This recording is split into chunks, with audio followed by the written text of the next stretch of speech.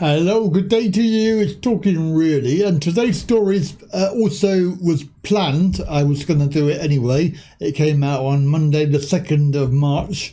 However, I had a message on the video from a subscriber, and he basically said that he had a very similar experience of this story. So it happening in real life is what I'm trying to say.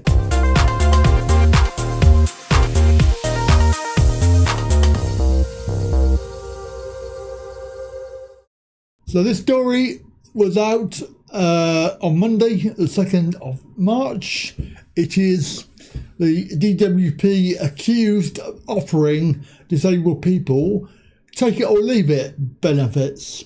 What this means is lower value deals allegedly offered to vulnerable people who are appealing against benefit decisions that have gone against them. So they're going to tribunal, etc. Vulnerable and disabled people are being pressured to accept unrecorded telephone deals, paying thousands of pounds less in benefits than they may be legally entitled to, charities and lawyers have said.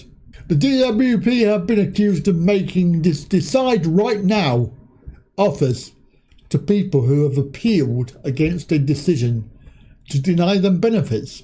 In some cases, the people say they were told the offer would be withdrawn if they did not accept it within minutes. It is claimed that by making lower offers over the phone, the DWP is trying to settle cases that could lead to payments of significantly more each year if they go to tribunal. And of course, around 70% of such appeals go in favour of the claimants. Several charities and law firms say that they were aware of more than 100 phone deal cases between them.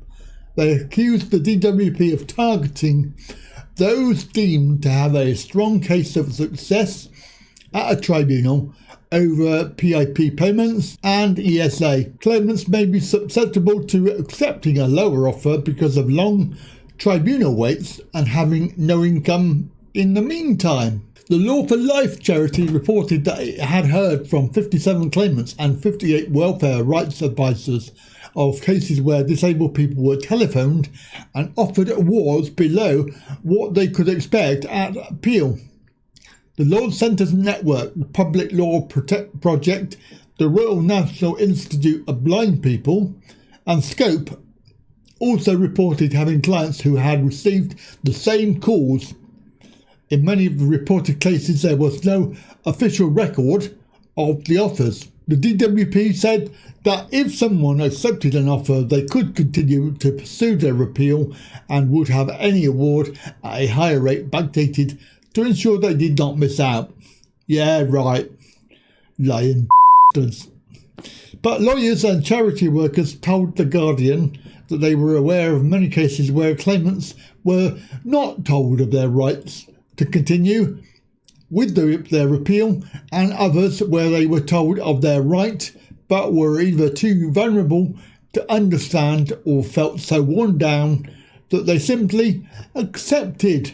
Imagine somebody with cognitive disabilities and they receive an unannounced phone call in which they are given an offer and told they will be called back in an hour or less and asked for a decision. This occurred even in cases where a vulnerable claimant would need support or may be unaware of their legal right to take advice before making a decision. Some were given a number of days, but only when they argued that they needed more time to decide.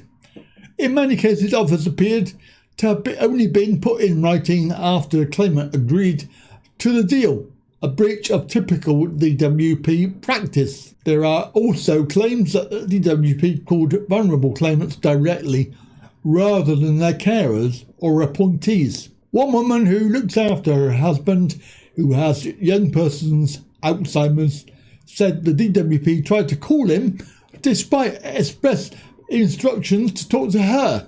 In another case, a man with learning disabilities with a mental age of 6 was forced to look for work after his family accepted a deal. And I should note there that the family took the call on his behalf. The DWP changed its appeal processes last year to allow for additional evidence to be gathered and taken into account so that an appeal can end if a satisfactory conclusion is reached. Claimants who spoke to The Guardian said that they felt pressured to make an on-the-spot decision on a lower offer and were not told that they could continue with their appeal.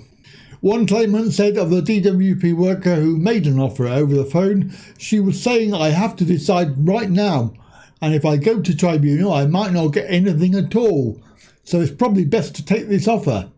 Another said, "I was very definitely being offered a bribe." One man, Andy, who was supported by the RNIB, was offered £58.70 less a week over the phone than his entitlement, which would have left him £3,000 worse off a year. While he rejected the offer and won his case at appeal, the growing number of customers were being contacted in a similar way. So, there we go. So if you are offered a deal on the phone and you are going to tribunal, the advice is ignore it. Tell them to stick it up their backside, because the stats are very clear. 75% will win at tribunal. So if you have a good case, go right the way through to the end, because they're only trying to get out of their obligations. Anyway, have a good day and catch you again. Bye for now.